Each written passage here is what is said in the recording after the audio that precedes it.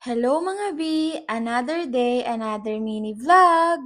Papunta na nga kami sa farm. But before that, may bibilin muna kami dito kasi may pinabili muna si tita dito. Bababa lang ako saglit, nakabuntot na naman si Kali. At bago nga kami pumunta sa farm, ay bibili muna kami ng ulam namin para mamayang tanghali. At ang nabili namin ay hipon, halagang 100 lang. Kasi dadalawa lang naman kami. Si Kali kasi hindi mahilig sa ulam, gusto puro sabaw lang. At dito nga sa Matiktek ay traffic na naman, kaya aga-aga.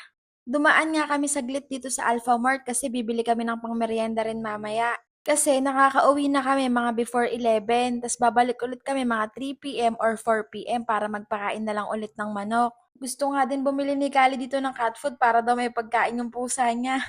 At dito rin, hindi mo malaman kung ano talaga yung bibili ni Kali. Paikot-ikot kanina pa kaya bumili muna ako nitong potato chips, pang merienda ko. At si Kali hanggang ngayon, hindi pa rin alam kung ano talaga ang bibilin. At sa wakas, may nakita na rin. Yan, ikot-ikot lang siya ulit dyan. Humirit pa ng payong kasi magpapasukan na daw siya. At dito nga sabi ko pumili na siya ng gusto niyang inumin. Kumuha na lang pala ako dito ng sesto, yung guyabano. Favorite ko kasi talaga to. Si Kali, choco na nga yung kinuha niya dyan at siya na rin yung pinagbigay ko sa counter ng mga pinamili namin para masanay. Dati kasi napakamahiyain din talaga. Buti ngayon nag improve na, marunong nang bumili at magbayad. Ngayong araw nga pala ay Eco Bag Day sa Alpha Mart kaya wala kami paglalagyan, hinawakan na nga lang namin at inilagay sa compartment ng motor. At after namin mamili, ay papunta na rin kami sa farm.